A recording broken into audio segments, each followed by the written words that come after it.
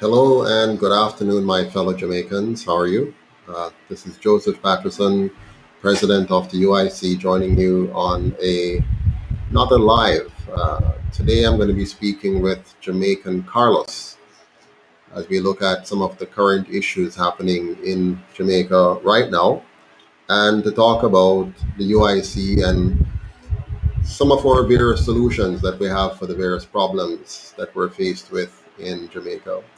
I hope you're all having a good start to the week, that you had a good weekend, and that you're having a very productive start to um, the week. Today, Monday. It has been a very busy period for me as normal. As you know, I'm into a whole lot of stuff, so it keeps me very, very busy.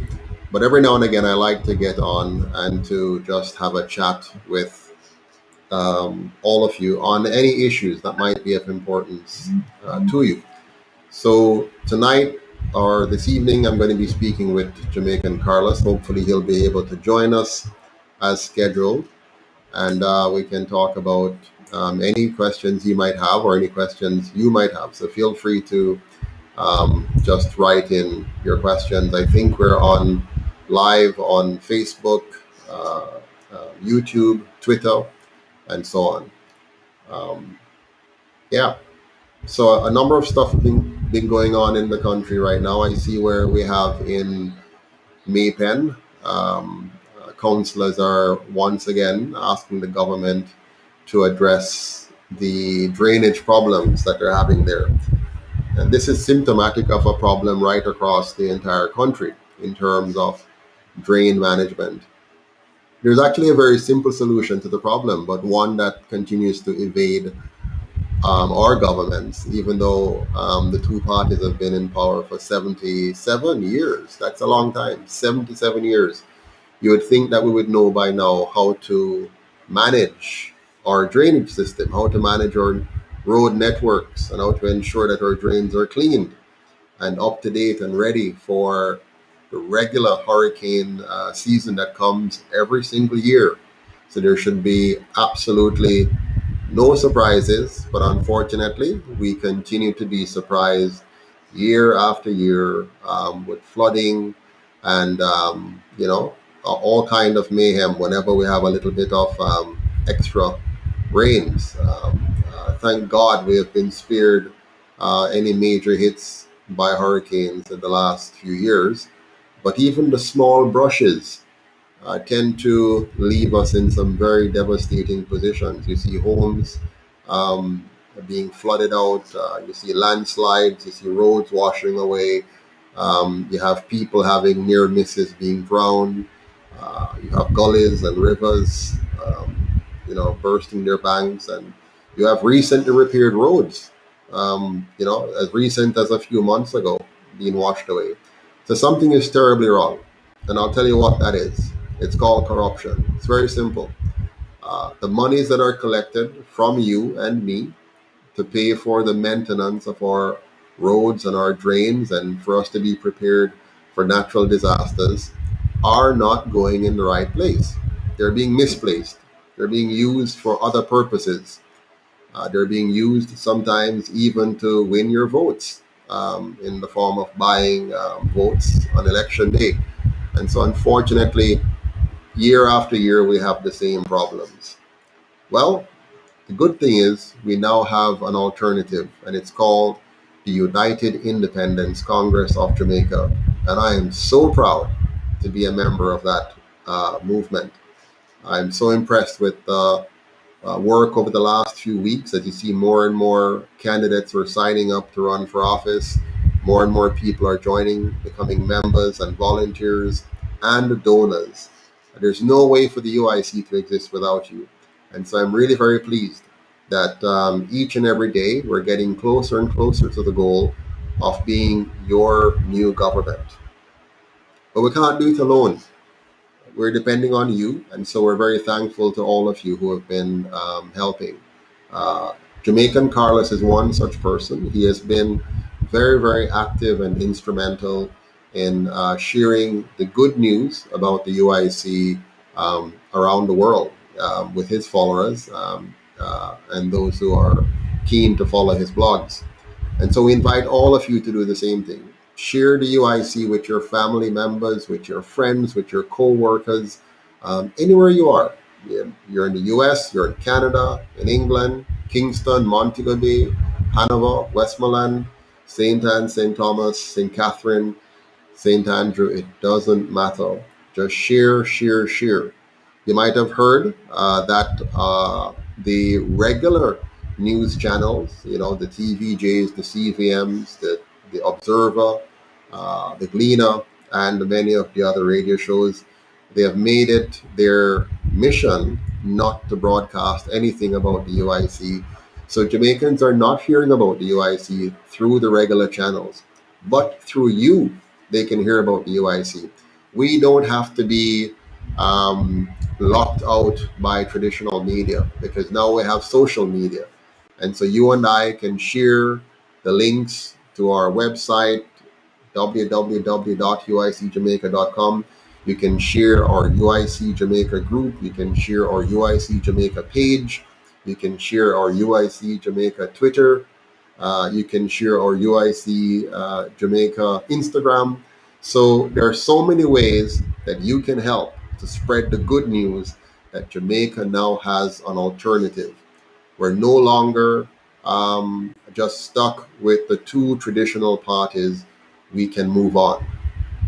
Just recently, the one of the parties turned 78 years old. Another one is over 80 years old. So they've had a very, very long time to make Jamaica into a better place, but they can't even fix some drains. Isn't that pathetic? You have been in power, in politics, for over 78 years as a political party, and you have not figured out how to maintain drains. Well, the UIC will tell you how to do that. It's very simple. Very, very simple. Collect the taxes, hire people who are competent and qualified in a department called Public Works, and have them plan and schedule regular maintenance activities throughout the entire country. 14 parishes, 3 counties, 228 divisions. Just get it done. It's very simple. Anybody with a little bit of business sense would know how to create a schedule for maintenance work based on the complexity, the location, and the condition of the road area and the drainage. And you hire qualified people, competent people to lead the initiative. And you have regular staff. You don't have a patchwork. You don't give monies to ministers of government. You don't give monies to councillors. You give, you create a budget for the Public Works Department, and that department plans and carries out the maintenance activities for the country. And so you'll have well designed roads because you're going to hold your ministry accountable and they're going to hold your contractors accountable. And there are going to be insurance in place and bonds in place to ensure that if those that are charged with the job fail to do it properly, then they're held accountable. They lose the contract, they lose the bond. It's not that complicated, people. There are many countries around the world that are managing their infrastructure each and every year. If we don't know what to do, if the current government doesn't know what to do, all they had to do was to just take a trip to Singapore or to Canada and find out how you maintain roads in a country effectively and efficiently. And so, the UIC is here. We have taken the time to study what's going on in other countries around the world and how best to implement solutions. And one of the things we have done is to draw on the knowledge of the diaspora. There are many Jamaicans, highly qualified and competent, living around the world who we can learn from and we can embrace, which is why one of the policies of the UIC is to allow those in the diaspora to come home duty free. Yes, duty free. You don't have to pay a cent. when the UIC is elected, and we're going to make it easy and efficient for you to come back to Jamaica and bring us your knowledge, bring us your skills, and help to build a much better country than we have today. I think I have, who do we have? Oh, I see Rachel on here with us. Let me see here. Oh, somebody said, so true. The Jamaican government has little to no interest in rebuilding and improving the infrastructure. That's a fact. That's a fact, my friend. The government of Jamaica, unfortunately, has no interest in building Jamaica into what it should be. Welcome, Rachel, I think it is. Thank you for joining us. Rachel, Yes. how are you doing today, Rachel? Oh, just fine. Good. Thank you for joining us. Yeah, I'm very impressed with you. I saw an We're, interview about a couple of months ago. You did an interview with Carlos, yes, yes. and I found you to be a very resourceful person. And when you're Thank resourceful, and if you have a plan A and that don't work, you have a plan B and C and D, and it goes on and it never stops. Because that's my Absolutely. motto. And I see Thank that you. in you. And I think you could be a very great leader for Jamaica. And I'm not just saying that, and I really mean it. I don't say things just to be saying it. You seem like you're an Wonderful. innovator and you seem like you could really save Jamaica. Yeah, I tell you, Rachel, I'm so happy to hear that because I'm not a politician, even though I'm involved in politics. I have spent all of my working life, the last 25 years, working in the private sector, in the public sector, in the education sector. I'm a trained engineer, I'm a trained chartered accountant, and I'm a businessman. So I really understand how to get things done. Now, one of the challenge we have in Jamaica is many of our politicians are career politicians. They've spent most of their lives in politics or around politics, and so their goal is really to win election and to hold on to power. My goal is for Jamaica to win and for the power to be back in the hands of the people. That's my objective. And so we created the UIC to do just that. But tell me, Rachel, where are you calling from? Where are you living now? I live in New York City, and I'm a retired worker. I was a administrator for the city of New York for 30 years. So, Wow. yeah. Amazing. Amazing. So And when I'm I was talking the about best. things like public works, you understand that, right? Yes, I do. And I was the Yeah. best at what I did. And I was Excellent. acknowledged by everyone. So I recognize greatness. That's all I'm saying to you. And Wonderful. you Wonderful. seem like a great leader because you Thank have you what so it much, takes. Rachel. You Thank have what you. it takes. Now, I was talking earlier on about Jamaica's road network and our drainage system. Every year we have the same problems. The drains are not properly cleaned. The floods come and it overflows. People's homes and businesses are being damaged simply because we don't have a good public works department and we have a very corrupt system where the taxpayers' monies are going into the pockets of politicians and their affiliates as opposed to going into the infrastructure of the people so that we can have a decent quality life here in Jamaica. So I'm hoping, Rachel, that we can get to that stage where we have a proper public works department that actually works for the people of Jamaica instead of our money is just going to make politicians richer. So that's true because it's really like you say, it's not that difficult. There's nothing difficult No, about it. Nothing at all. no. I mean, how can it be? It's really anybody who has worked in any form of business operation knows how to set schedules, knows how to hire the right kind of people to fill the right positions to address the issues that we have. So I don't understand why after 77 years they can't get it right. Something is just totally wrong. But There's hey, no commitment. That's what it is. There's no commitment. exactly, exactly. Hey, I see Michi Boo on here. Hey, Michi Boo, how are you doing? Thank you for joining us this evening. Yeah, and I also see here somebody saying, "True, sir, the Jamaican government has little to show." Yep, I see that.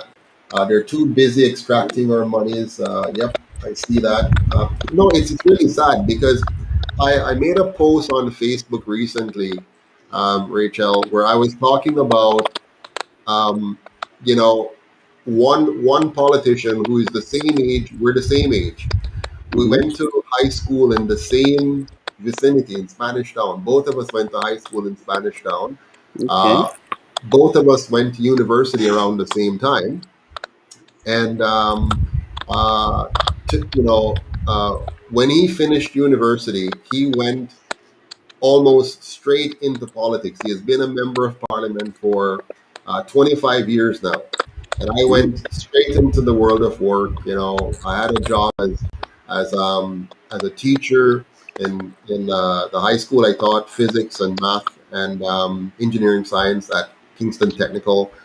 Then I went on to the sugar company as a junior engineer. I migrated to Canada, went to the bottom, and then worked my way up to becoming a chartered accountant and all of that.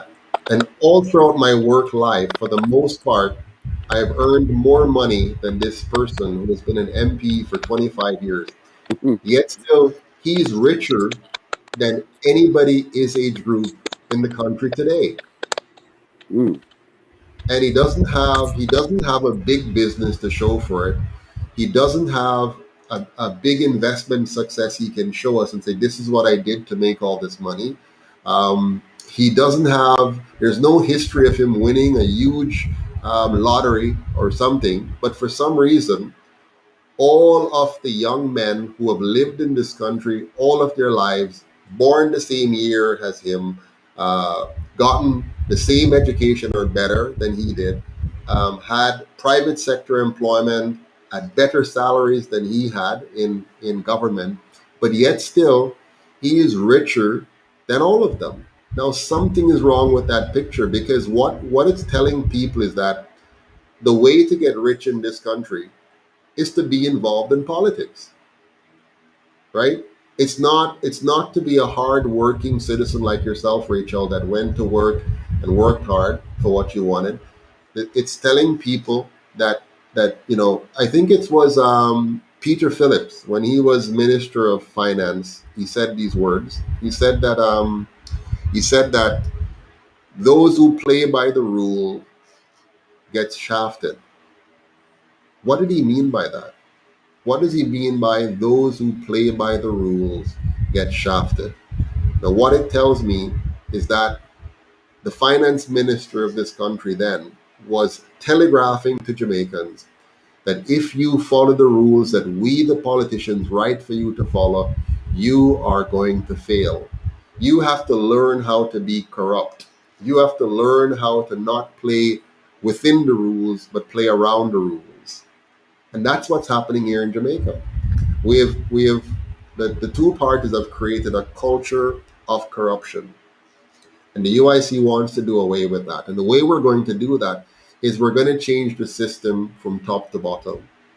We're going to make sure that if you are elected in this country and you are found in any way attached to any form of corruption, that you pay the ultimate price.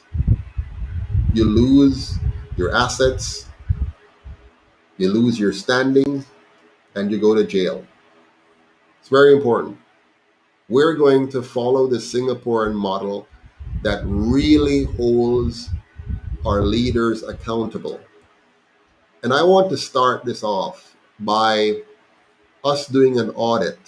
I think Jamaica deserves a forensic audit of all of those who have been prime ministers or ministers of government and their spouses and their business associate.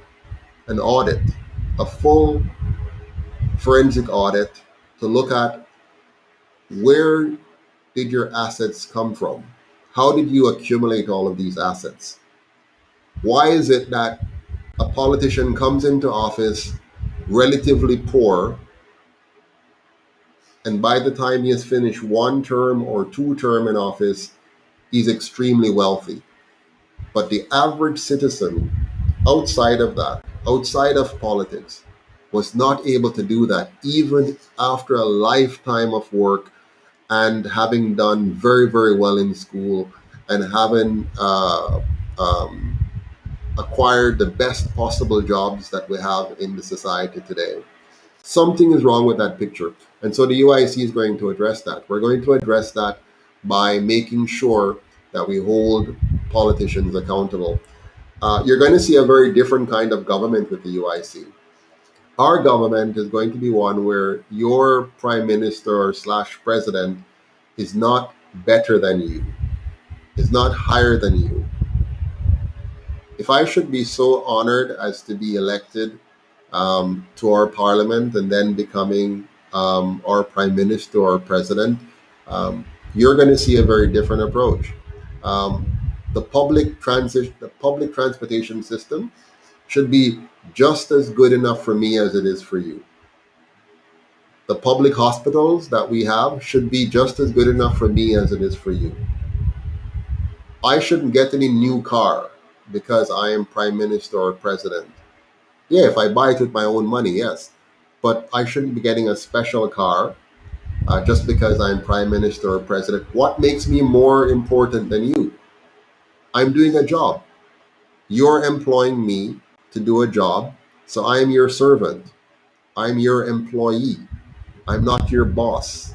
I'm not your God. I'm not your emperor. I'm not your king. We have to get to the place where we stop seeing these people as gods. The fact that a person is able to organize a group of people in a constituency and do all kind of shenanigans to get elected doesn't make them honorable or most honorable.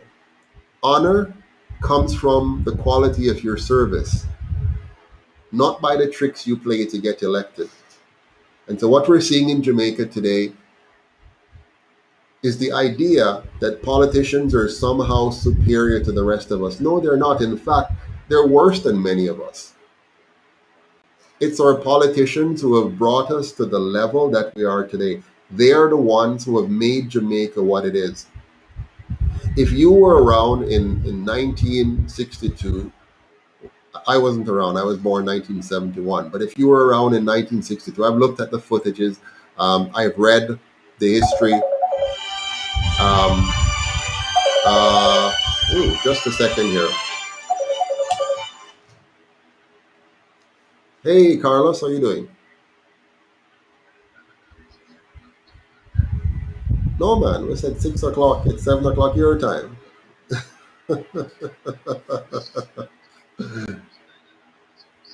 No problem. Did you got the link?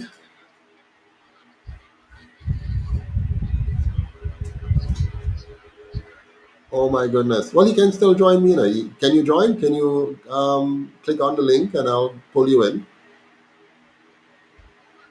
Yeah, man, I'm live. I've been live since 6 o'clock waiting for you.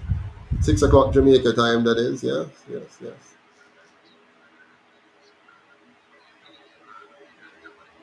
Well, we'll continue to the top of the hour. So I will press the link right now and we will start the discussion.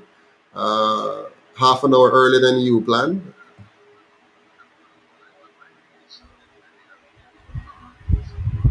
Okay. So what you're going to do? You're going to join the link and then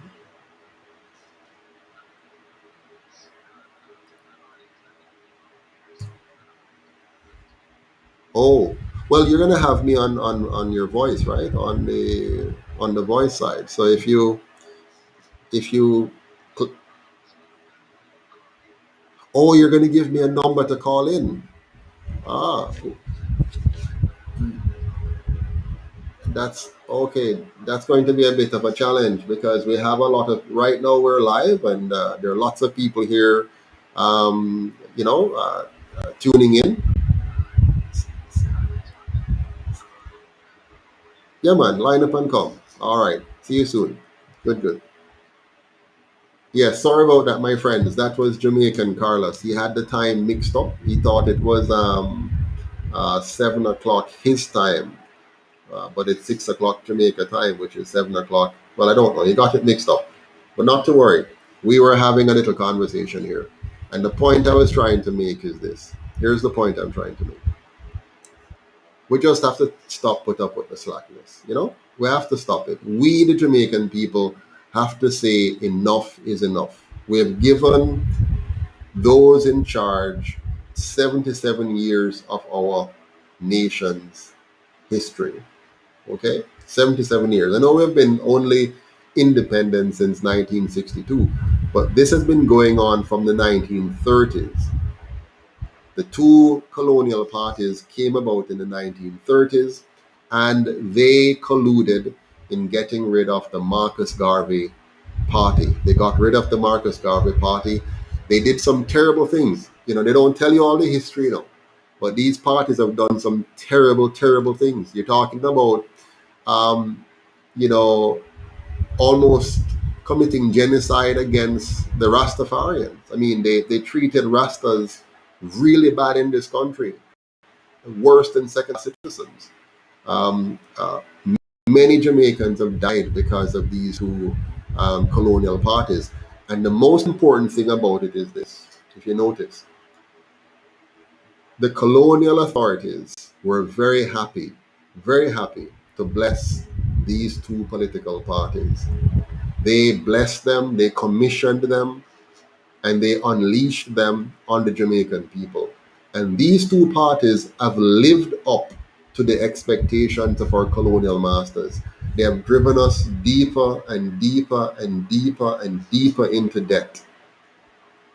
They have left the vast majority of our country educationally insufficient and weak. As a matter of fact, every year, more than 70% of our students graduate from high school lacking the basic competencies required to be effective citizens. 70%. Okay?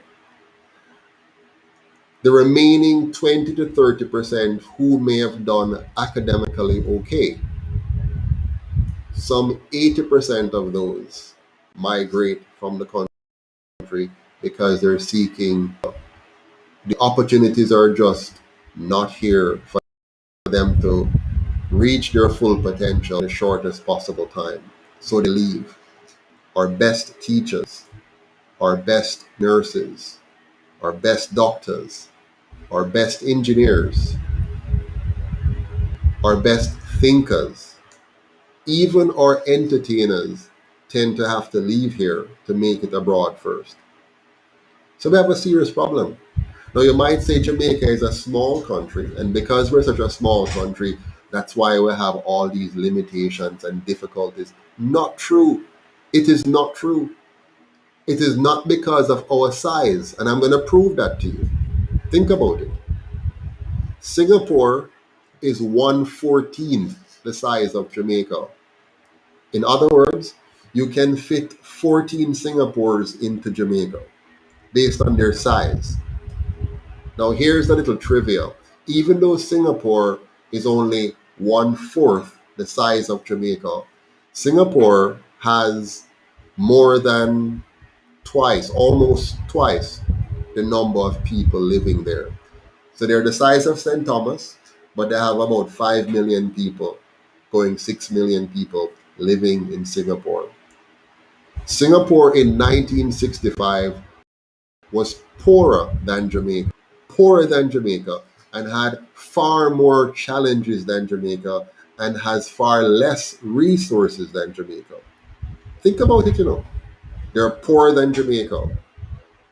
They have less resources than Jamaica in 1965. In 1965, Jamaica was a bustling, successful enterprise in the Caribbean, right? With many, many potentials and great resources being developed. We had banana and coffee and bauxite, tourism, you understand? We were doing a lot of small scale manufacturing electrical components. We had a railway system. We were way ahead of Singapore, even though on a per capita basis, we were similar GDP wise. Okay, so in 1965, the GDP of Singapore per capita or per person was about 550 US dollars. Okay, Jamaica was the same thing, about 550 US dollars, two of them. Even though Jamaica was relatively more stable than Singapore. Singapore had racial wars, they had religious wars. They were fighting off the communists because there was a great communist push in Singapore. And Lee Kuan Yew stood up to the communists and said, no, we're not going to have communism here because we want the benefits of freedom. Okay?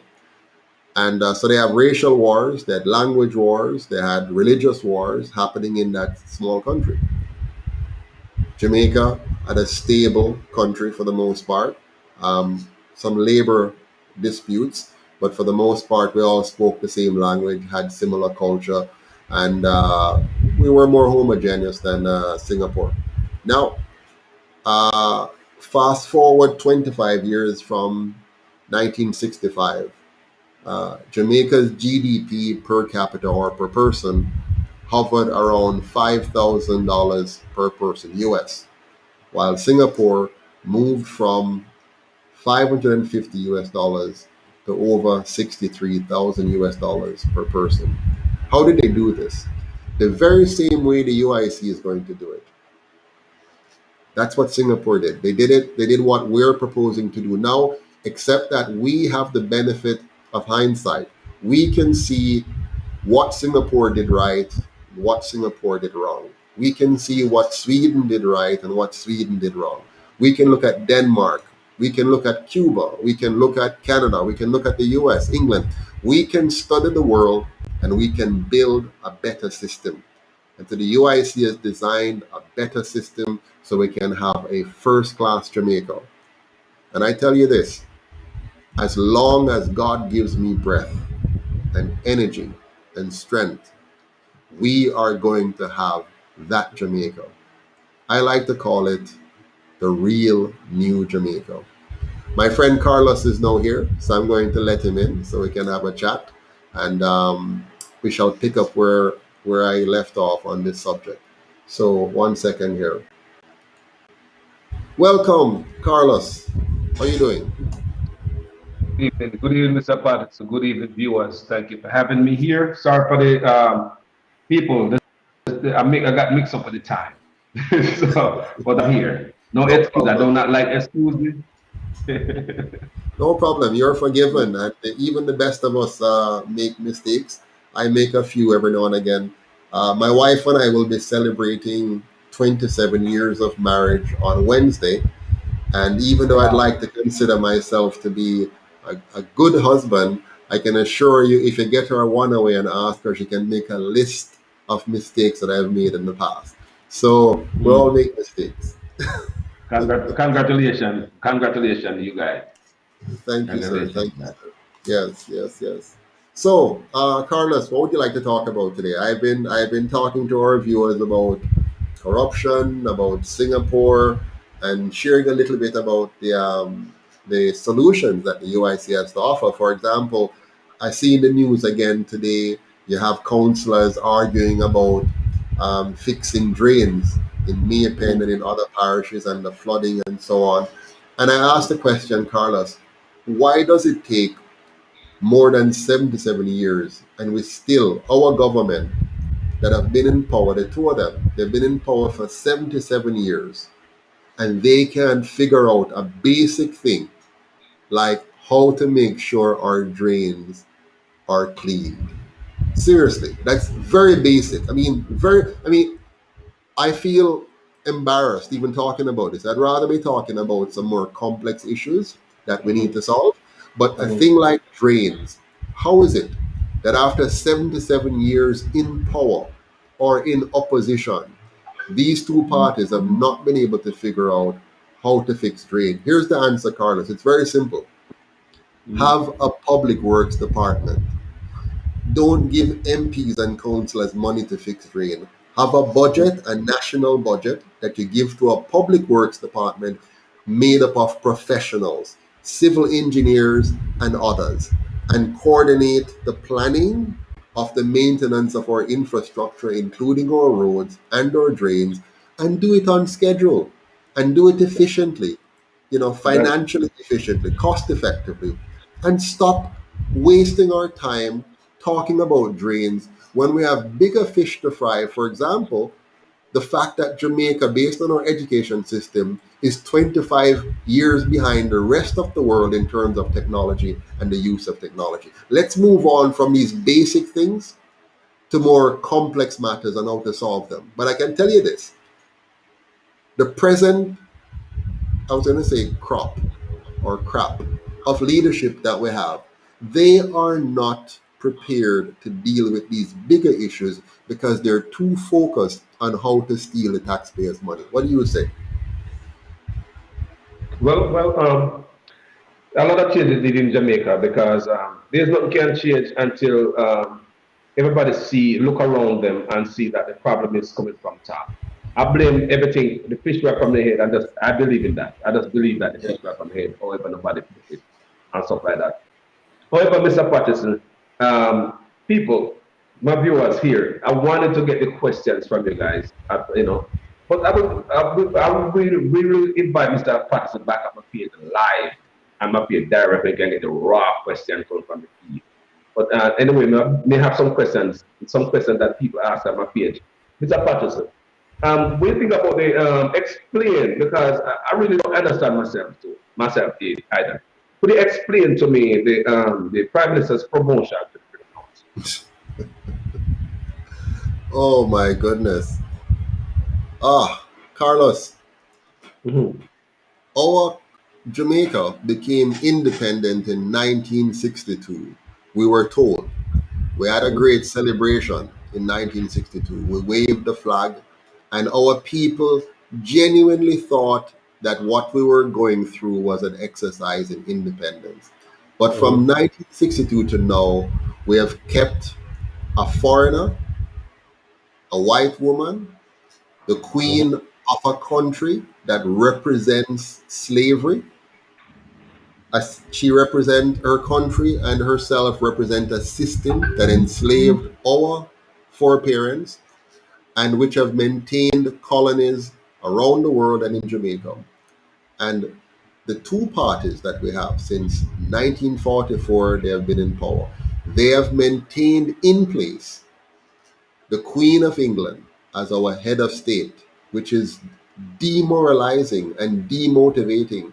But worse than that, every year they allocate in the budget more than $250 million to support this governor general position to represent the queen of slavery in our country. That's money How that much could have money?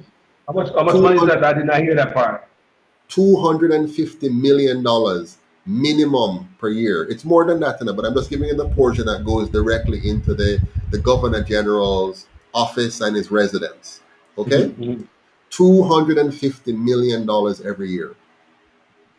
$250 million every year they take away from poor Jamaicans and use to pay for the continuation of the Queen of Slavery being represented here by a Governor General who goes and bow before her.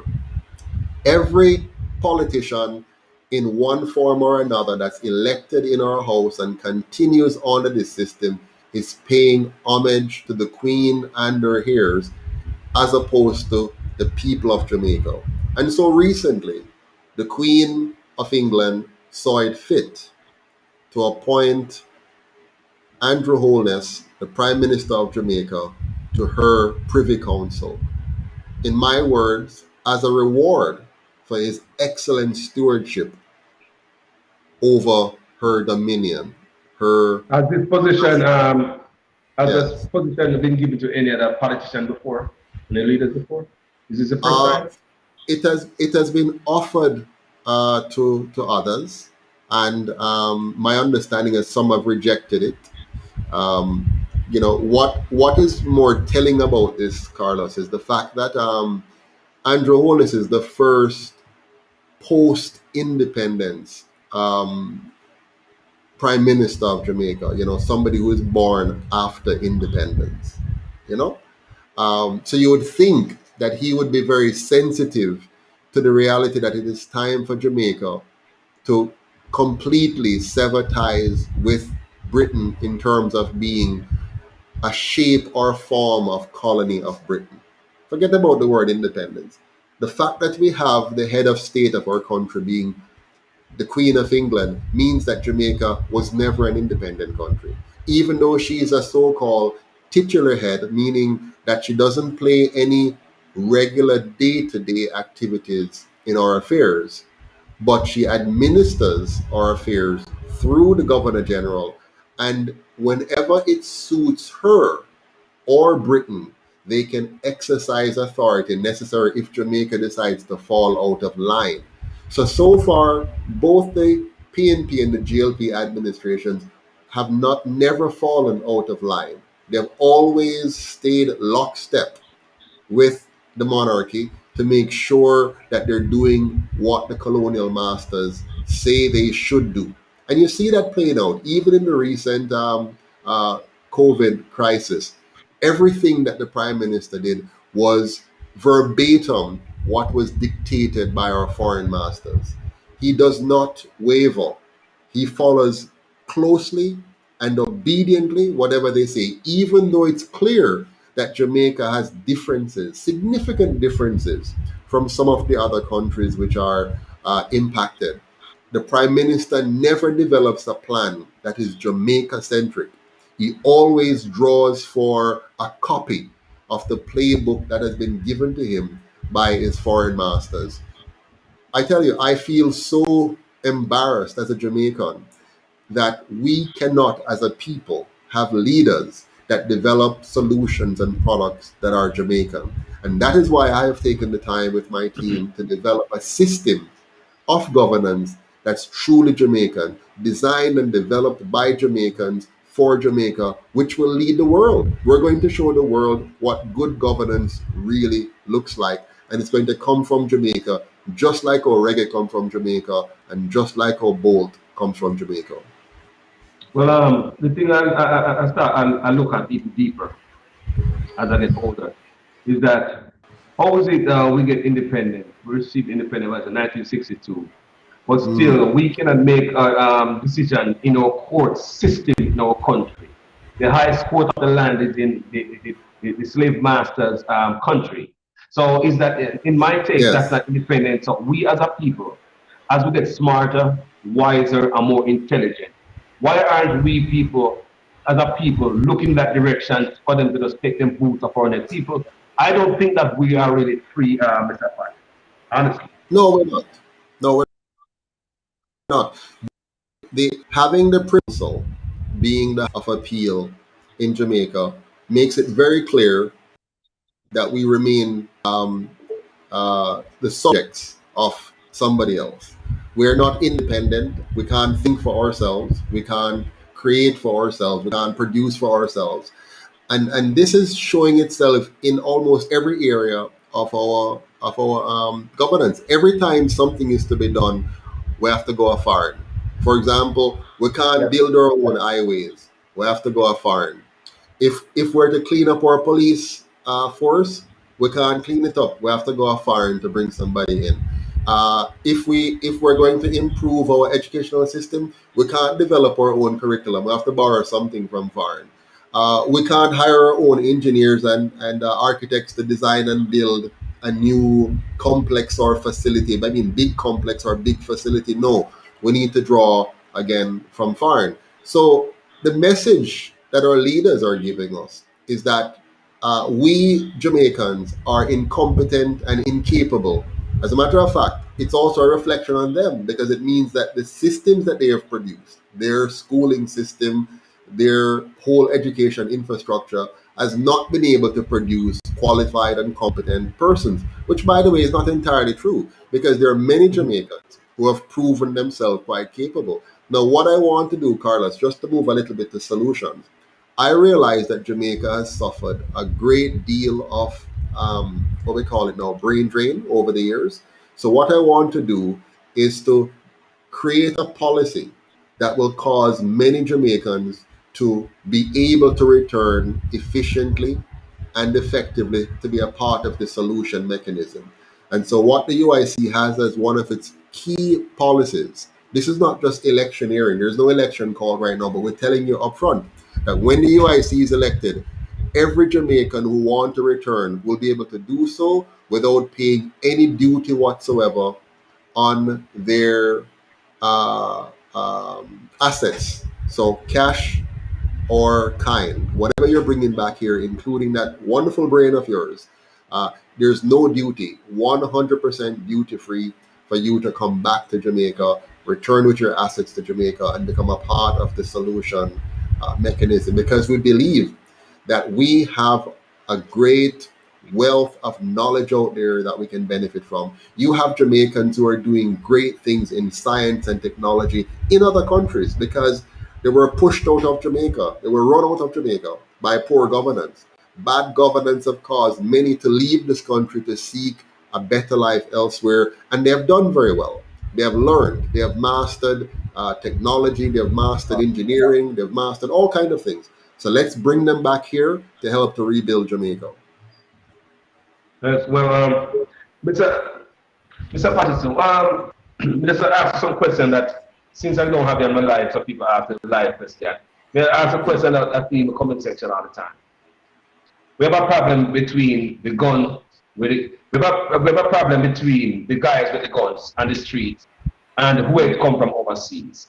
We notice that when the police catch these guys in Jamaica, we always see the guys and the young killed or they get they get killed on the spot and they go to prison, right?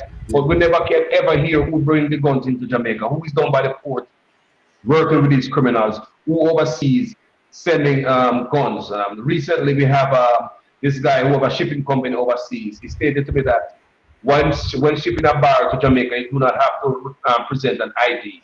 All you do is say your name, John Brown, and it's a door-to-door system. Same thing with the container. He said that guys who ship container, they have crooked shipping company who go to Jamaica and collect the container themselves and then drive it to Westmoreland or wherever they take out in here. There's nothing.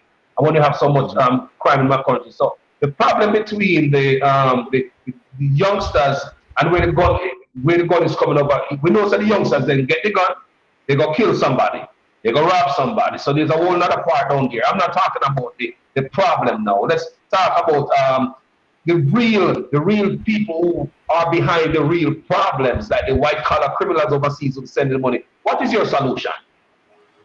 Very, very good. You know, you're asking a very good question that should cause us to pause. We should pause as a nation and ask ourselves, why do we have a government? One of the most important role of government is protecting our borders. Why is it that our government cannot protect our borders? Why is it that they can't ensure that they know what's coming in and what's going out? Or is it that they know what's coming in and going out and they're a part of what's coming in and going out? Huh? Because the little boy them that you see them shoot and they show them on WhatsApp or on TV sometime, and you see these little boys with their pants dropping off of their behind, and some of them look so very unkept and so very uncared for and so lost, and they have now died. Okay, they're not the ones who are ensuring the free flow of guns from outside of Jamaica into Jamaica. They're not the ones who are able to orchestrate it coming through the border without being apprehended. They're not the ones who are finding the money, the thousands, the millions of dollars to pay for these guns to be exported from one country into Jamaica. So who is doing it? Now, again, Jamaica is a relatively small country. Okay? Who is it that is causing somebody to turn a blind eye at the ports of entry? Who is it that is covering up what's happening? And the answer is very simple and very clear.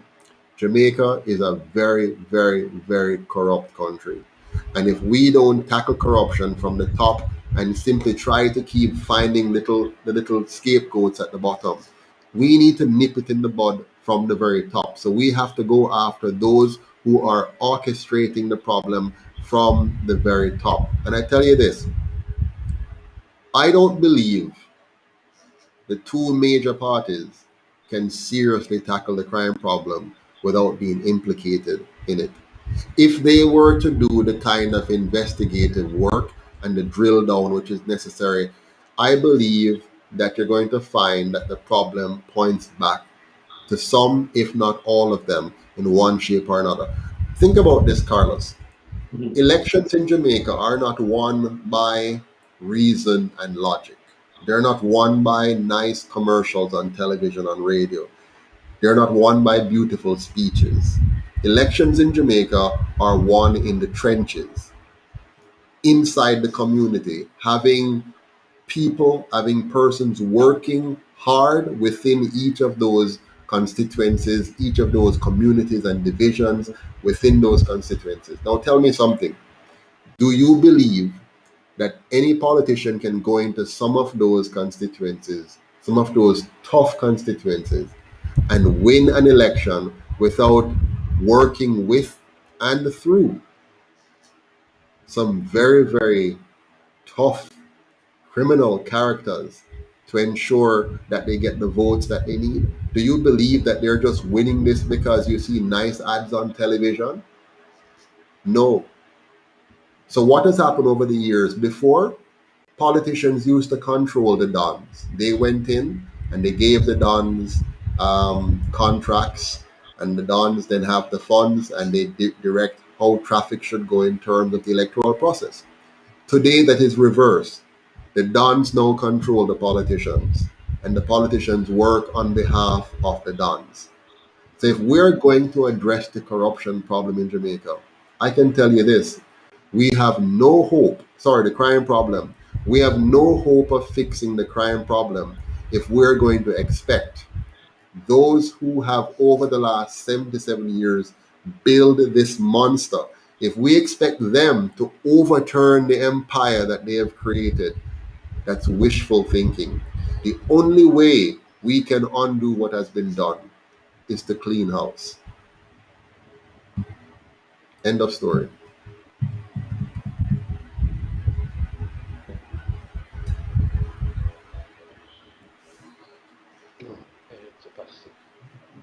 You're muted. I can't hear you, Carlos. I Um, see we have some questions here. Uh, can you hear me, Carlos? yes, yes. Somebody, yeah, it went on low. It's not your problem. It's my fault. Go ahead. Okay. I was saying we have some persons who have written in some questions Yes. online here. One person says, very true, Mr. Patterson. Many of them will be exposed by being involved with bringing the guns and directly supporting the violence because they do very little to correct the problems. That's correct. Another person says, Mr. Patterson, when the UIC becomes the next party, what would be the UIC's first course of action to rid Jamaica of the high rate of corruption currently?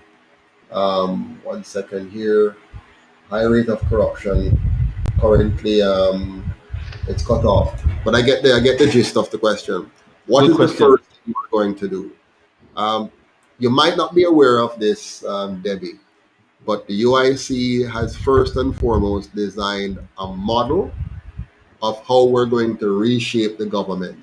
So, for example, in the current system of governance, your your minister of government is also a MP or a senator and was appointed by the prime minister and can be fired by the prime minister. The UIC has revamped that. Your minister of government is not going to be also an MP or a senator, but a subject matter expert, somebody who truly knows what they're doing. This person won't be appointed by the prime minister, but will be nominated by the executive branch of the government, publicly vetted by the Senate, and then voted in by the House. What this means is now you're going to have separation of duties and checks and balances. These are key core things that we need to do if we're going to have good governance. The UIC has taken the time to carefully study every facet of government design, and we are designing and redesigning the various elements so that corruption is eliminated. But one simple method that we're going to make sure we apply is that any government, any elected politician or minister of government or senior public sector worker who is found to be involved in any form of corruption, they will pay the ultimate price with the loss of their assets and jail time as mandatory. There will be no exceptions. Singapore did this upfront in their country, and it caused corruption to just drop precipitously and never to rise again. And we're going to do the same in Jamaica to protect the interest of Jamaicans. So thank you for that question. Carlos, did you have another question? Or did I lose you? Oh, Carlos has dropped off. All right.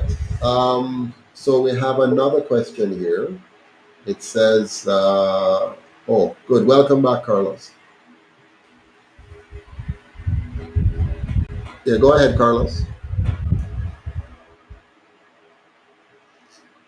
Can you hear me, Carlos? It looks like we're not connecting quite well there. Welcome back, Rachel, as well. Yes, I had technical issues. No worries, no worries. I hope I hope you've been following the conversation. Oh yeah, well I missed part of it because I was trying to get back on.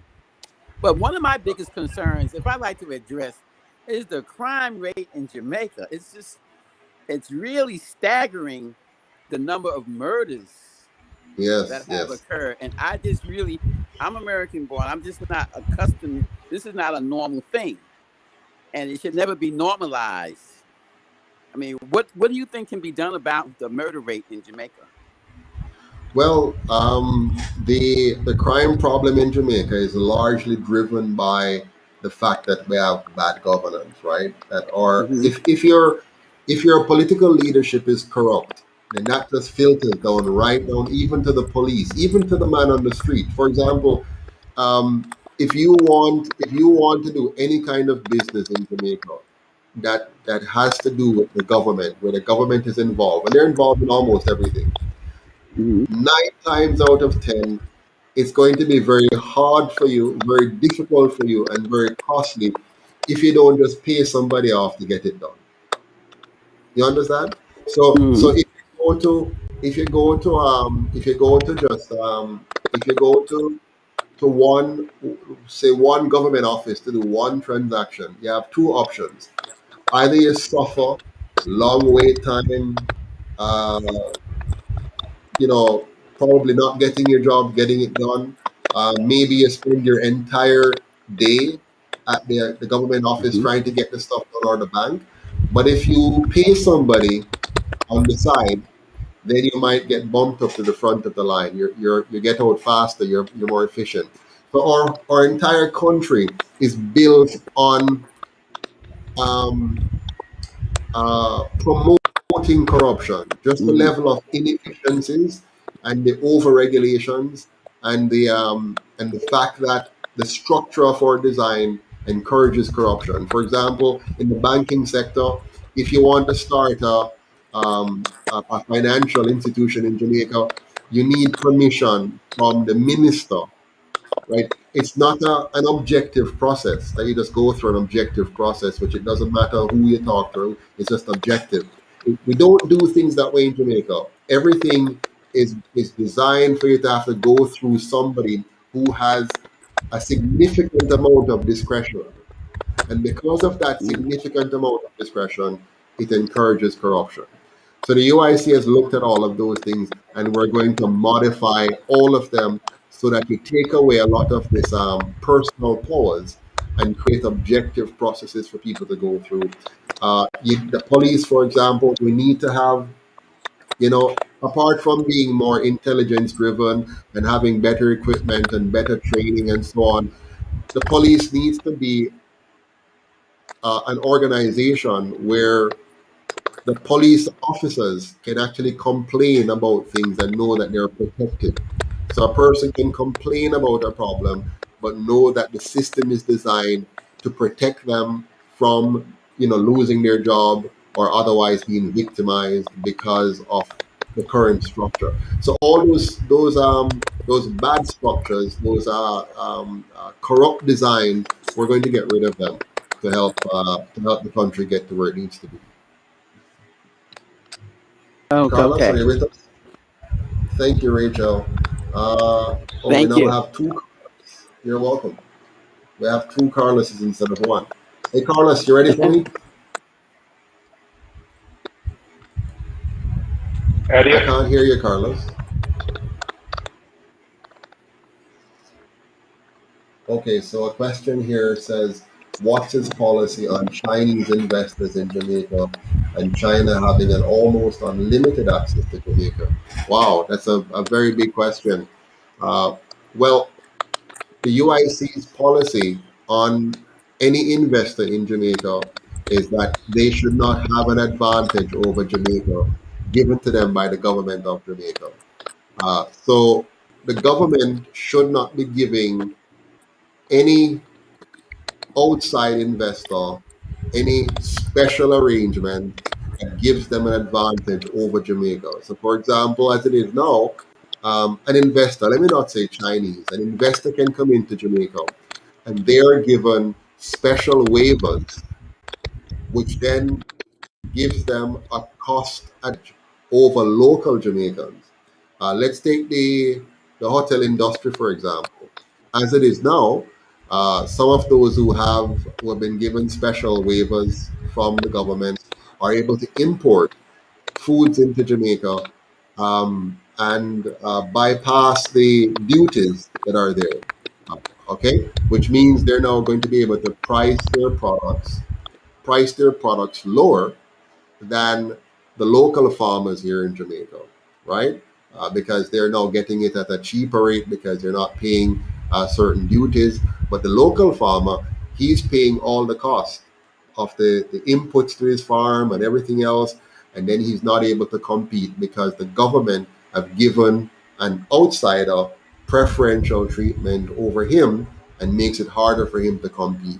So the UIC is going to remove all of those preferential treatments.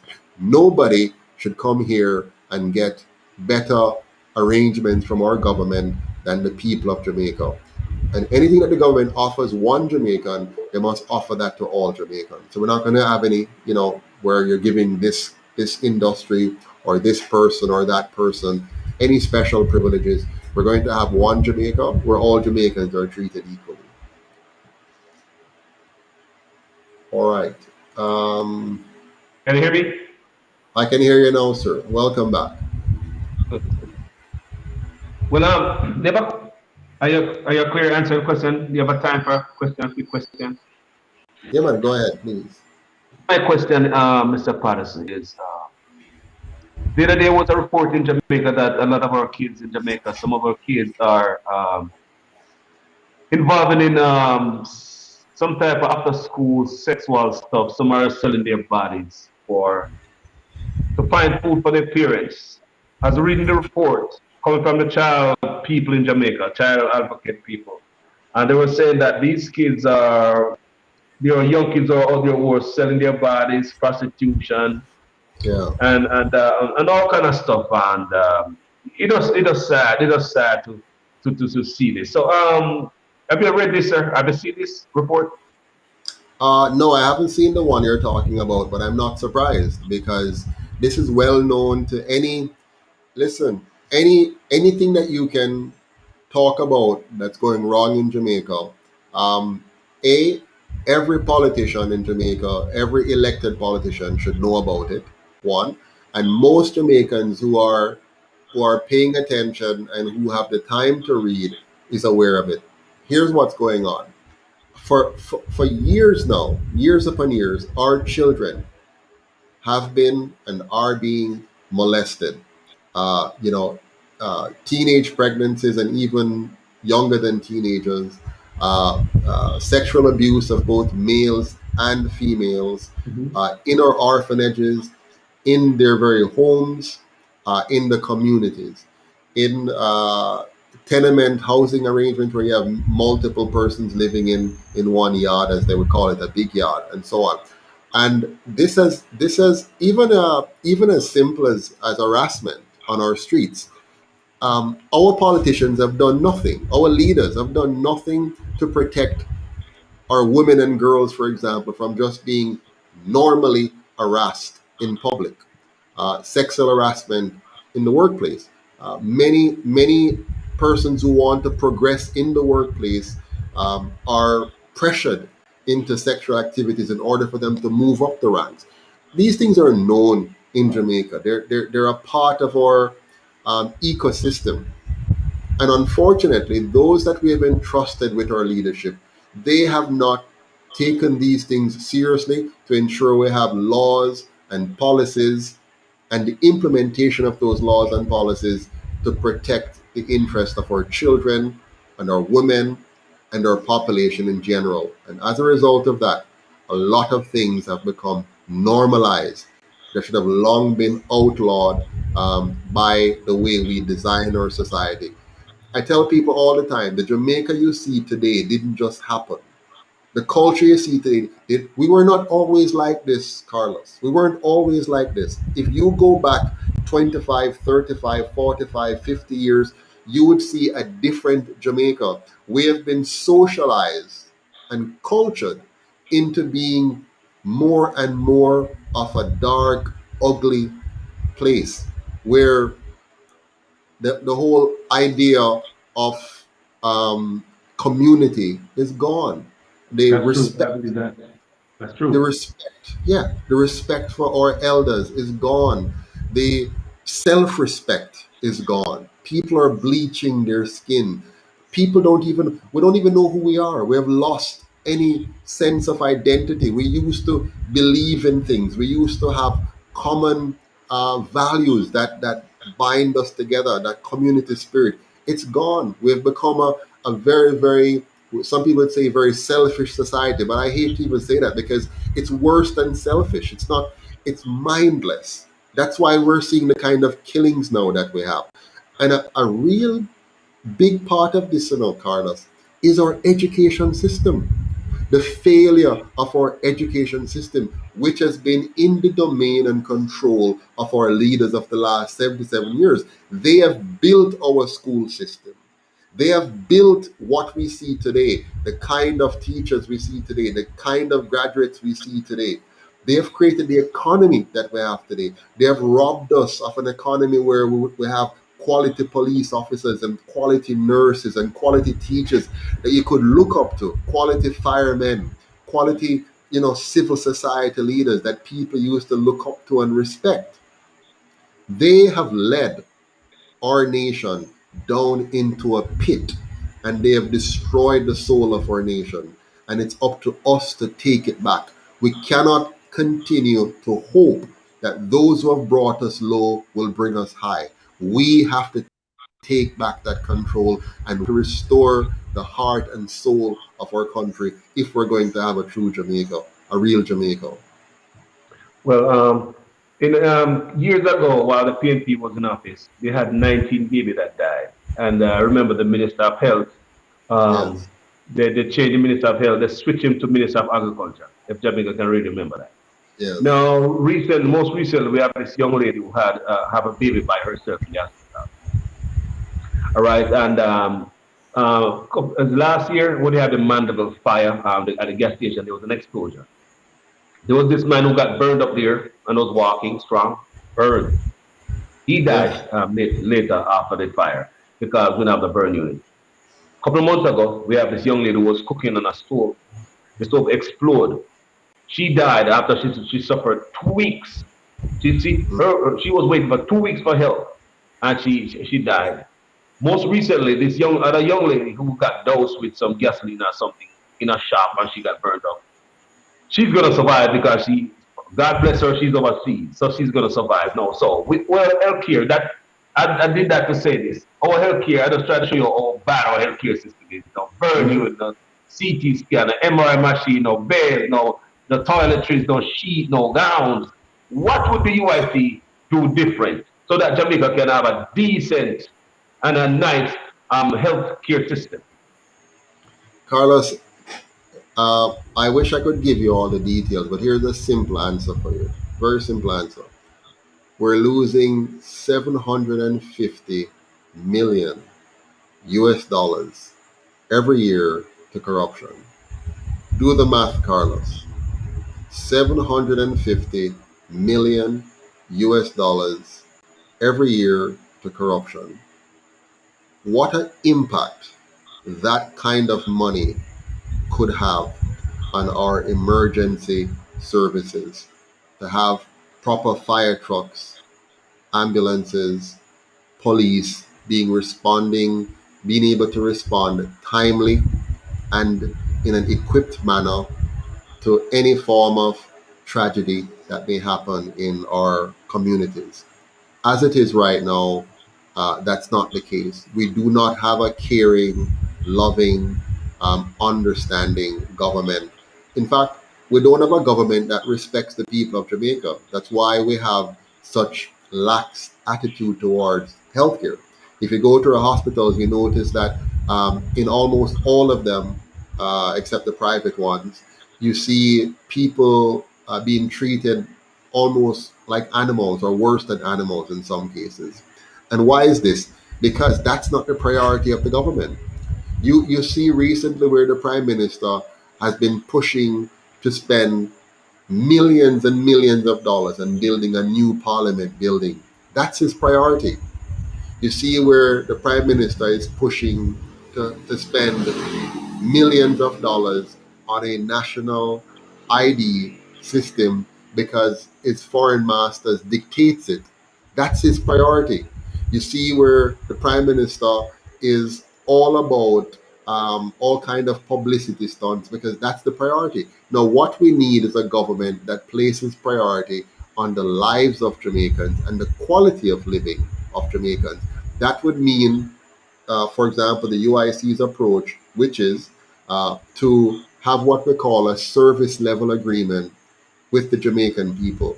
That when we have a crisis of any kind, like somebody being burned or in any form of serious trauma situation, that you have a minimum response time, which if that is not met, then of course the person has to be compensated because we have failed to honor the agreement. That's called a service level agreement.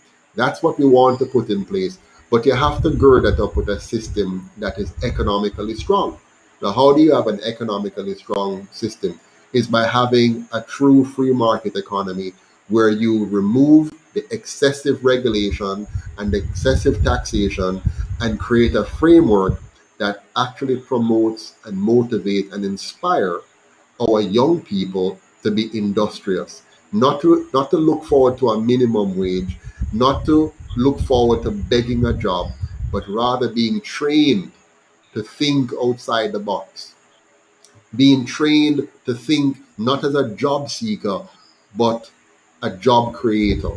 And so the UIC want to shift our education model to becoming one that is more industrious, shift our healthcare system to becoming one which is more responsive and more equipped to deliver, and shift our economy to one that is more productive so we can pay for this delivery. Wow. So let's talk about infrastructure. No, Yeah. anytime with the big infrastructure construction and development going on in Jamaica, we always seem to overlook our own people and think that the savor is of a different complexion. And they're saying that we always look at the Chinaman to do all these big jobs and take all the, for example, the Mandico Bay bypass. That's a big major, lot of money to construction. They say that this money is not a fund money, it's our money, right? Yes.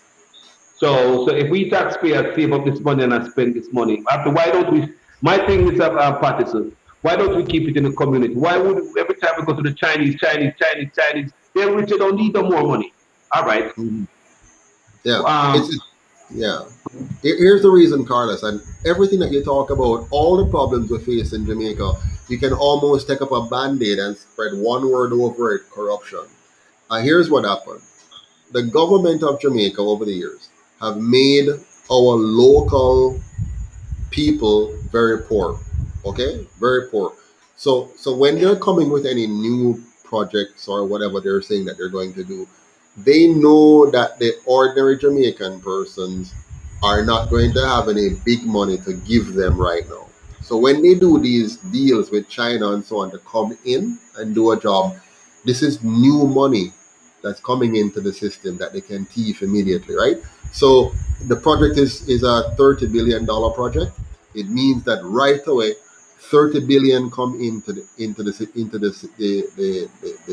system, and they're able to find a way to scrape off some of that 30 billion immediately, quickly, right?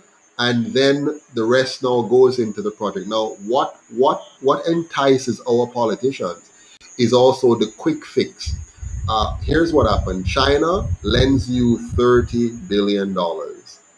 China signs an agreement with you that says, listen, for us to lend you this $30 billion, you have to allow us to bring in our workers and you have to buy our material to fix it. So you're borrowing 30 billion, but you're paying back a big chunk of that to them for labor and for material. But then you still have a loan outstanding to them of 30 billion, which you're going to pay back the 30 billion as well plus interest. So it's a sweet deal for China. If they're to negotiate that deal with local Jamaicans, the local Jamaicans won't have that high amount of capital right now, having been raped over the years, right? So many of our contractors or whatever, we can't bid on the job and also provide the money for the job to be done, right? That person, that company would have to go and find external financing and all kind of stuff and so on and so forth. So they don't want that long, process, and then it has to be more economical because remember the bank has to get its share out of it and all of that. So it's really more complex, so to speak, for them and less profitable for the politician to go the route of the local person. To go the route of China, for example, it's an immediate impact, it's quick access to cash, and the long term cost of this will not be seen immediately. When Andrew finishes his second term, having spent 8 to 10 years in office, the impact of his borrowing will only be truly felt the following 5 years or the following 10 years when now the children, the child who is now 10 years old will now be 20 years old, or he's 20 now, will be 30 then. He now will have to face the draconian measures to tighten the belt now when our debt to GDP is too high and our borrowing capacity is now reduced while our productivity has not increased to be able to pay it. And in the long and short of it, more sufferation for that generation. So all the young people now who may be jumping up and down and saying shower or bro God, they're going to feel what this means in 5, 10 years. Right now, young people today are feeling the disastrous decisions of the PNP before, for example. They're now feeling the pinch of not being able to afford a home in Jamaica.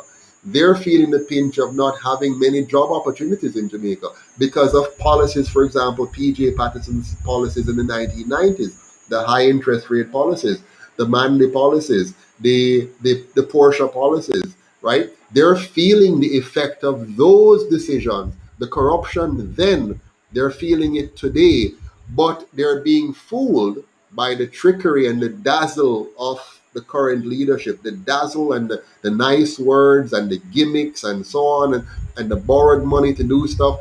And then they know the younger generation that are going to be 30 and 35 and 40 and who will have children of their own, they will then feel the pain and the pinch of those decisions. Eh? So yeah, that's the raw reality. If we don't change course now, if we allow these two parties to continue for another term and another term, I mean, we're in serious trouble, Carlos. Very serious trouble. So, what's the take on bauxite mining? What's the UIC take on that? The Yeah, position and plan? it's My gosh, look, Jamaica is a relatively small country, Carlos. A relatively small country. Jamaica's most important asset, or most important assets, are this: A, our people, right? When you have a small country and limited resources, your people are critical. So you need to make sure your people are well trained and well educated so that they can produce peak. Then it's your land, your ability to harvest water, and your climate and how you use that climate. Okay, so when we do bauxite, that's a non-renewable resource. You extract it from the earth, and it will never come back. It's not replenished, so it's not sustainable. It is short term. Okay, even if it take many years, it is short term. So over time, what you're doing is you are destroying your ecosystem. You're losing your biodiversity.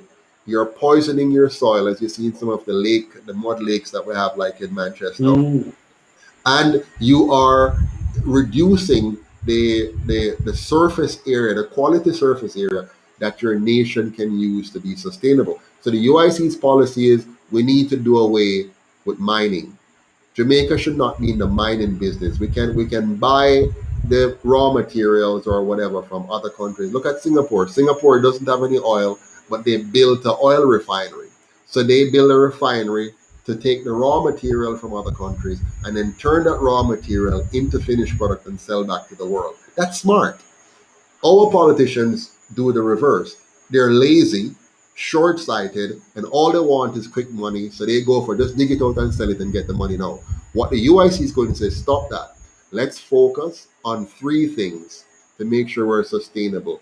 A, water security.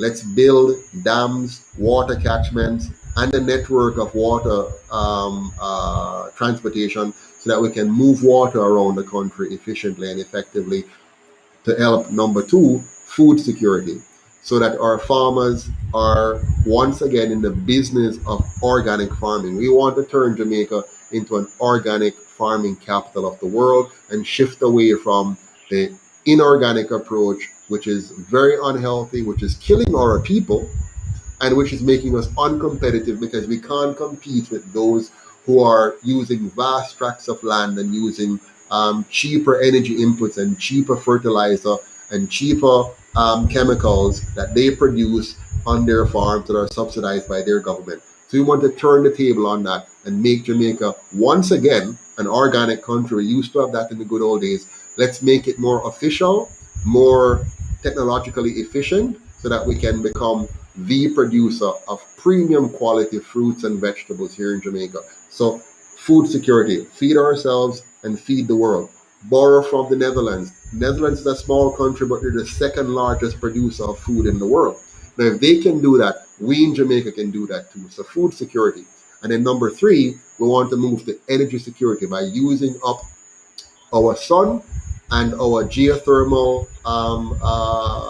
opportunities and our biogas production. We have I was enough. I was just ask you about your take on solar. That was my next question. Solar. What do Sure. you think about? So we can become energy independent here, or energy secure here, by a mix of solar, biogas, and geothermal energy, all of which are plentiful here. We just have to harness it and harvest it and put our engineering genius to work and stop being so myopic and so dependent. So the UIC will make us water, food, and energy secure. Once you have that, Carlos, and then you're now building your human capital by making sure our education system truly educate our children to think and reason and compute and design and build and create magnificent solutions that the world can enjoy. That's the Jamaica that the UIC wants to create. What about technology? I see you say we are way behind in education. So you're thinking about technology. So then the kids can be learning coding in primary school because we take on that It's technology. not even so much. It's not even just learning the coding. Technology is technology, right? It's we have lots of it in the world today. Now, those who can use the technology well, one thing. For example, in Jamaica, we punish you for importing technology. If you want to import technology, we punish you with duties. So you can't import it. Even though we don't create it here, we punish you for trying to import it. That has to be reversed. We want to make sure that in our school system, as I said before, we move to real education, not the plaything we have been doing for so many years. We need to have our students become masters of mathematics, science, and technology. They must master it, not play with it, master it. And that then includes the coding, the robotics, the aerospace technology, the nanotechnologies, all the things that will allow us to be in the driver's seat in helping other countries to bring their plants here, to bring their head offices here, because we have the people with the skills that can do it. Singapore did that. We didn't. We did not invest in our people. Singapore did. And so Singapore has all the major technology companies in their country. We don't have that. We are still leaving our people to be at the bottom. There must be helpers and laborers and something. They must not be up here. UIC is going to change that. We're going to be up here. We have lots of questions coming in as well. Uh, oh, wow. There's so many here. Mr. Patterson, this is what I really would love to ask. Whoops, that's gone. Let me see if I can get that back. Okay, lots of questions. What's this? New party comes in. Can these contracts be nullified? Well, question here is, uh, if we have a new party coming in, can we nullify existing contracts? Well, what you need is a leader that's a good negotiator, right? You can't just nullify a contract, but you can negotiate. You can create trade-offs. You can, you know, find ways to get around certain things. So a part of my job as a leader of the political party, the UIC, is to be an effective negotiator, is to be able to work with different countries, investors from around the world, and make sure we find a balance. But most importantly, you need a leader that truly loves Jamaica, that loves the people of Jamaica and wants what's best for all Jamaicans. Not a leader who is about making himself and his family and those in his immediate connections wealthy while so many people are living in poverty. So other people would ask right now. So how we Yeah. know that you're not gonna do that? What would we put in place so that you don't manipulate the system so you can be rich like other people do it, Mr. Patterson? Talk to the people. Excellent. Excellent question, Carlos. And look at this. Just look at our manifesto.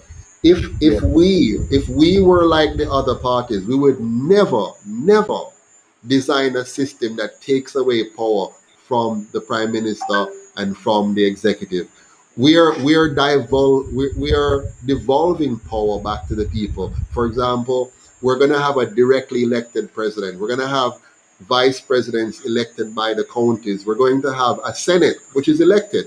Right now, Carlos, the senators in Jamaica today, the 21 senators, 13 of them are appointed by the prime minister and 8 of them by the opposition leader, which means they're lackeys, they're yes ministers, they're rubber stampers. They're there to represent the prime minister and the opposition leader, not to represent the people of Jamaica. The UIC is going to change that. We're going to get rid of the 21 appointees and have 14 elected senators, one for each parish. So whenever a bill comes up for discussion, whether it's a budget bill or a policy bill, the 14 senators representing their parishes will say, how will this affect the people of my parish? And now the prime minister or president don't have any hold on them because he can't give them any special privileges or position because we take that away from him.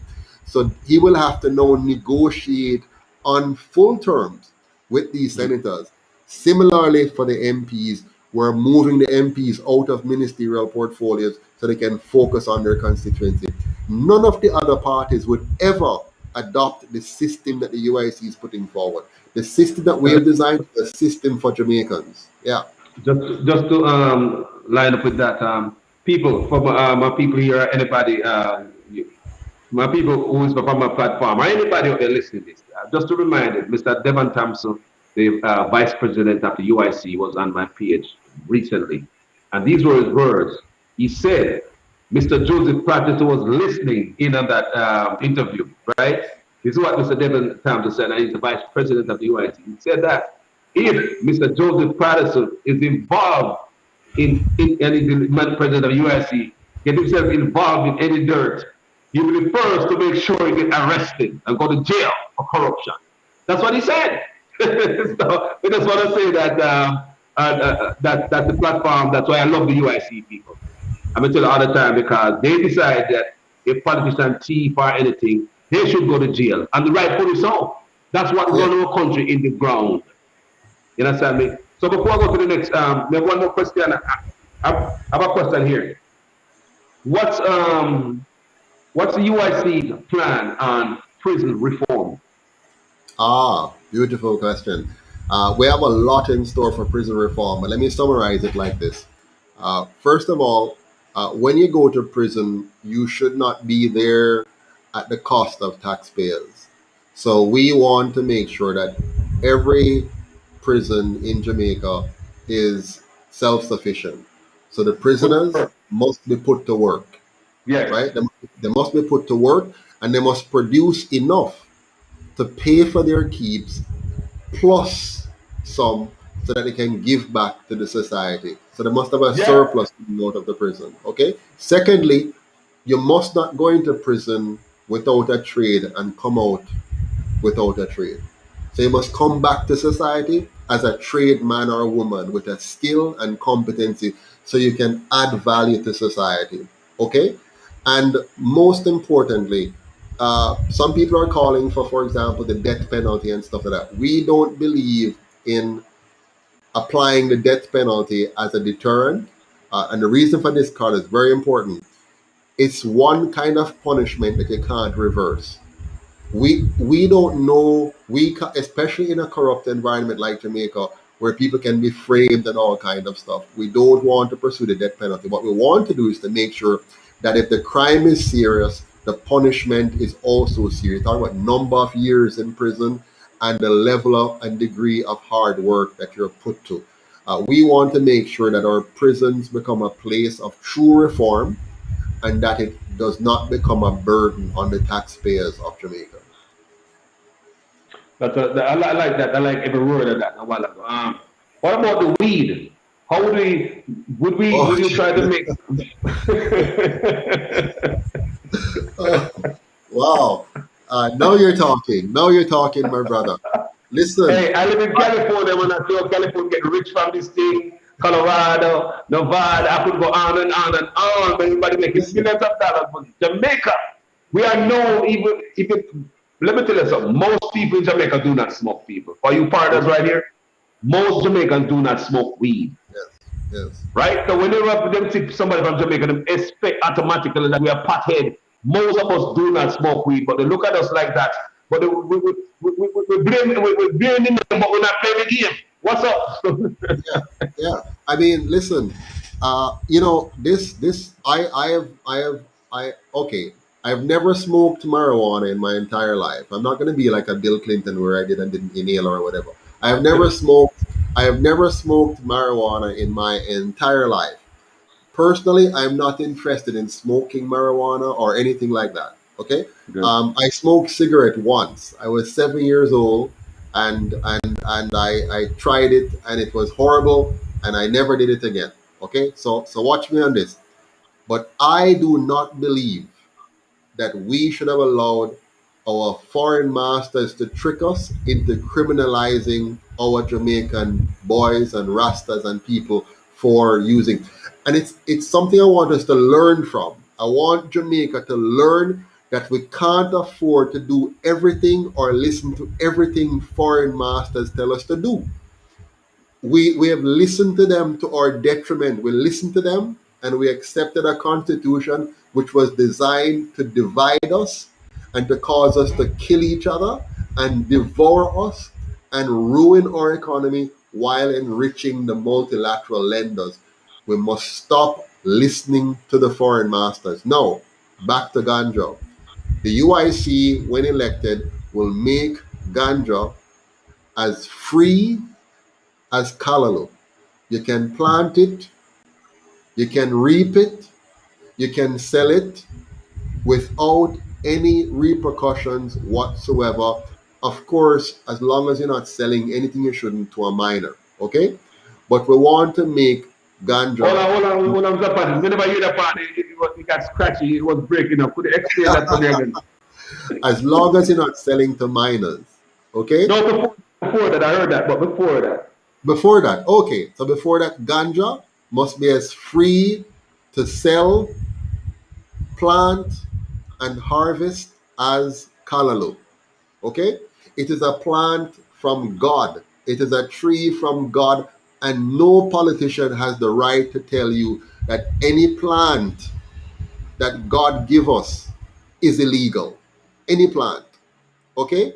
We can publish information about the plant. We can tell you that this plant is poisonous and this plant is not poisonous. We can tell you that studies have shown that if you use this plant this particular way, it can affect you this way, or this plant that way.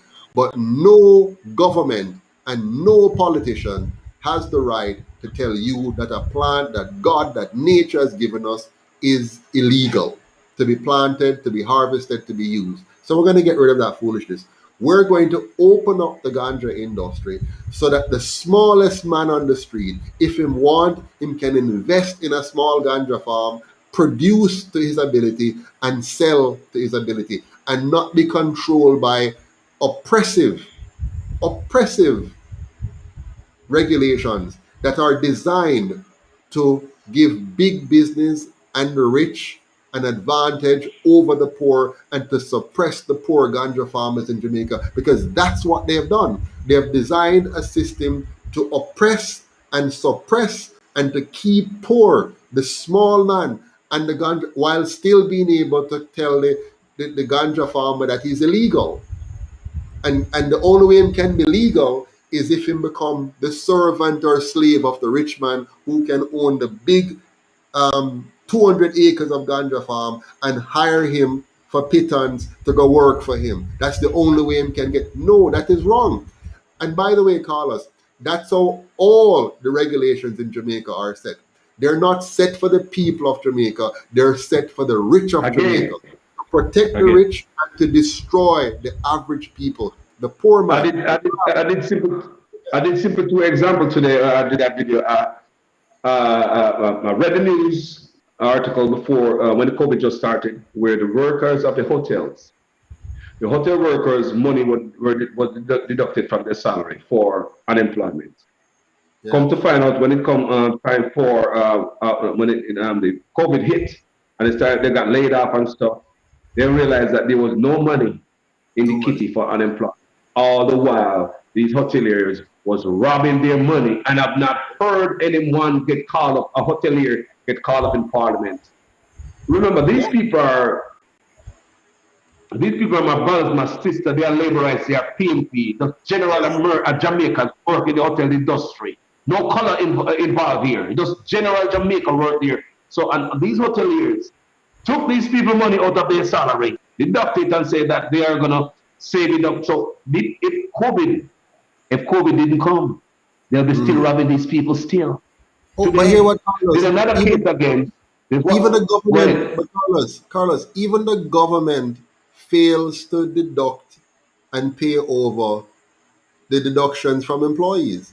They take the nurses' money, they take the teachers' money, and then they're supposed to pay this money into the appropriate fund, and the very government fails to do so. Watch me again. The very government is a thief. Watch this. The very government has a fund called the National Housing Trust that Michael Manley set up to provide poor people with homes. The We government have money. goes the government goes into this National Housing Trust Fund and thief out the people their money and use it to cover corruption, to pay for the cost of The corruption. PNP did it. Oh, The PNP did it, and now the yes, JLP doing it. Yes, and guess what? When the JLP is in opposition, them say them nah go do it, and it is wrong for the PNP to do it. But when they're in power, them do it. And when the PNP is in opposition, them say it wrong for the JLP do it. And when them come in, them nah go do it. But when they're elected, them do it. So guess what? It's full time the Jamaican people now realize that the two of them, I didn't say this, the two of them are liar and the two of them are thief. You understand?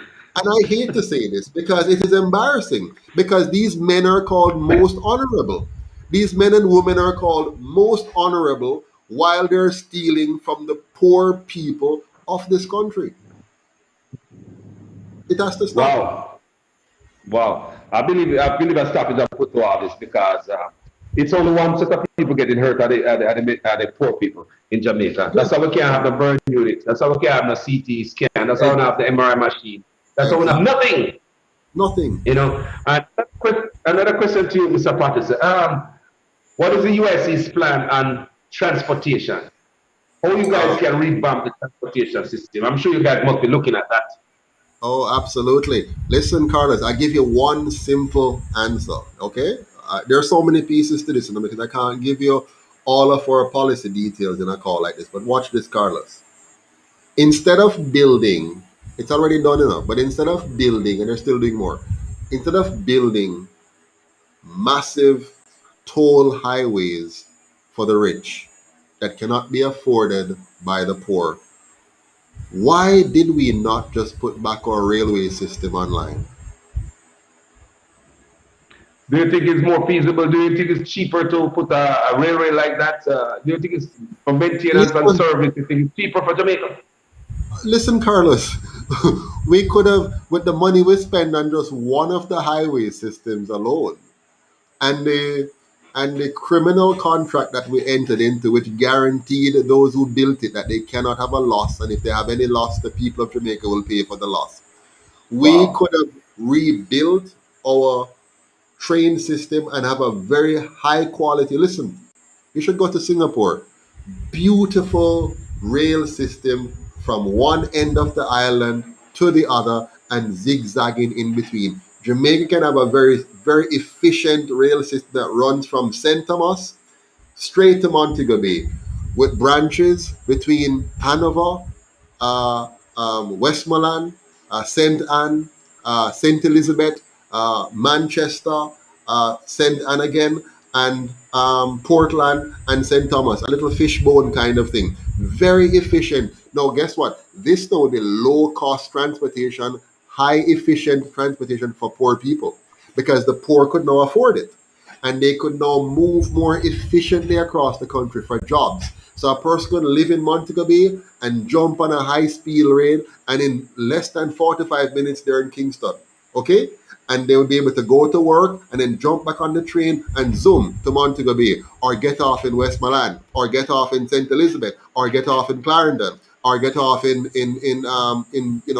somewhere else in Kingston.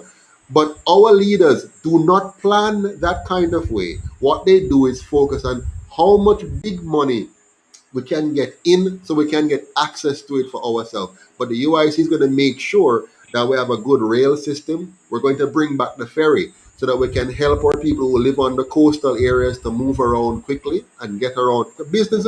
If people can move, you get business, Carlos. If I can plan and get my wares from Kingston to Clarendon, or from Montego Bay to St. Anne or whatever, you now have more interconnection, more diversity, more trade, more internal economy, and also to move things for export. So we have to bring back the train, we have to bring back the ferry. And for the bus service now, what I want to do, I want to copy some things I've learned abroad.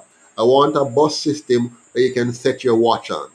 Huh? You can know that in 30 minutes or 15 minutes there will be a bus here, so okay, it's going to follow the schedule. It won't be a ram packed bus. It will be a bus where everybody is seated and a few are standing, but it's not over, too much. And it's on schedule so that you can plan your life, you can plan your business, you can be more efficient. Jamaica is too inefficient. We need to make Jamaica an efficient country so that our people can reach their maximum potential in productivity. That's how you create prosperity. You don't create prosperity by saying we're going to move you from poverty to prosperity by playing gimmicks and games. You create prosperity by productivity. You have productivity by efficiency. You have efficiency by good governance. You have good governance by good leadership. And that's what the UIC is going to provide. Tourism. Tourism, we realize that tourism is our number one industry in Jamaica. A lot of Jamaican men and women all over the place survive by tourism because spread up a bed and stuff like that. I understand that the UIC will take Jamaica to a different place education wise. So we don't Yeah. have to just say, boy, I want a job down at the hotel down there, so and things like that's the ultimate, right? That's part of my knowledge what the UIC said, right? But Yeah. we have tourism here now, and it's here. So how and I used to be in tourism. I used to be in tourism. Years I spent on Nigger Beach. And I realized that a lot of these people they don't get the benefit and they work in tourism, not even medical. A lot of these people have toothache and they come to work. So now this question is about the grassroots people in Jamaica. The Yes. real grassroots people and the foundation, the dirt, the sweeper, the groundation people. They Yes. come to work every day with the rotten teeth. They might become laugh to tourists even though they're not toothache. Them now get good pay, but have to spread up a bed and put a little flowers on it. Turn the towel into a swan or a little animal to make you feel good as a guest. You know, you go in the bar, the bartender is there, doing all type of rigmarole and rigmajig to make the guest feel good and comfortable. The entertainment coordinator out there and the court making everybody nice. You're going to the rest the kitchen. The chef in there is cooking off his finger the best food. The person in the restaurant. You know, so many people that work they tail off in Jamaica to make this Jamaican experience a wonderful experience, but they are not benefiting in my view. You understand? And in my view, I think that they should set up a system where are you there? Can you see me? Yes, man, I can see you. Yes. All right.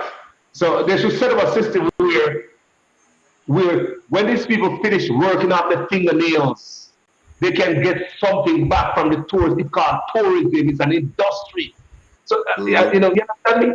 So what would the UIC do different with this tourism in order Mm. to incorporate the Jamaican people to benefit the Jamaican people? Yes. Yeah. Instead of those Yeah, man. hoteliers grab the loot and run off overseas. Yeah, man. Tourism has been a mainstay for us in Jamaica for many years. But what has happened over the years is that we have allowed, through government, again, government policy, we have concentrated tourism in the hands of a few foreigners, uh, where the funds from tourism for the most part doesn't stay here in Jamaica. It goes out because if you have a foreign company owning it, then the money goes out through that quickly. And also, if they're using imported foods and imported inputs, then again the money goes out very quickly. So what the UIC wants to do and will do is to focus on what we call community tourism, by shifting the model of tourism back to the people of Jamaica. And one of the ways to do that is to make sure that all of Jamaica becomes open to tourism. So you have to make the entire country safe, right? Not just an area. They say this is a tourist area. So you want to make the entire Jamaica a safe country. You The want to crime has make to it, be down first. Crime has to yes, go man. down first. So right across the country now. So we're going to have a nationwide approach to crime management. So it's a safe country. Now, when you have a safe country, you also have more investments that come into that country, right? Which is now going to lift up the economy. Secondly, you need to have a clean country. Tourists don't like to see dirty place, and guess what? Neither should we. So we're going to build a Jamaica that is fit for Jamaicans and therefore fit for tourists. Follow me now. We're going to make Jamaica clean and beautiful for Jamaicans. So we, the Jamaican people, can enjoy our country. Now, in we being able to enjoy a safe Jamaica, a clean and beautiful Jamaica right across, and an orderly Jamaica now, the tourists will now no longer be staying in these foreign hotels only. They're now going to come into the community, and we're going to reduce the kind of foolish regulations that are there and make it easy now for Jamaicans to open their homes. So a person who has a nice 3 bedroom in Tivoli Gardens right now can't attract any tourists. But under the UIC, when we change this environment, that 3 bedroom will be attractive. She can have a bed and breakfast in her home and have tourists coming in and paying their $100 and whatever per night USD, and that money is going right into the Jamaican economy and the state. They're going to eat the bami that we made here. They're going to eat the banana that we grow here. They're going to eat the dumpling that we fry here and all of that. So we're going to make tourism a natural part of the Jamaican ecosystem, the economic system, and divert the centralized process back to the community. So you're going to hear about community tourism and not the fake community tourism. I mean real community by making the entire Jamaica a tourist destination. Because in reality, I talk to tourists. And when Yes, tourists know that Jamaicans are poor, they know that. Tourists exactly. know Jamaica more than us. They study our country. So by the time they come to our shores, they know our country 14 parties Yeah. more than the people who live there. They know what to expect. They know we already have nothing. So what I noticed my experience talking to people, they want to go to Jamaica and go down a riverside with you. They want to go to their backyard and sit down on rock stone. Absolutely. They want to Yes. go cook by the wood fire out that door. They want to go to a stone love. They want to go play domino down so. Yes. Tourists are Yes. tired of locking up in this concrete jungle. And I did with it Yes. like this before. So I can see the only problem would be the crime. So Yes. what's the crime plan? So our crime. You see, what is driving crime, right? Remember, and I'm gonna have to leave you soon because my wife is telling me that I have a Yeah. meeting at 5 o'clock in the morning. But here it is. This is the last question. This is the last question. But Crime. here it is. Any But crime. Good last question. but look at this, right? You and I have been talking for about 2 hours now, and what we Mhm. have realized is that the Jamaica's number one problem is corruption at the top. Corruption at the top is driving the guns coming in. Corruption at the top is preventing us from finding the criminals and taking them out. Corruption at the top is diverting funds away from the police and from our healthcare system and from our education system.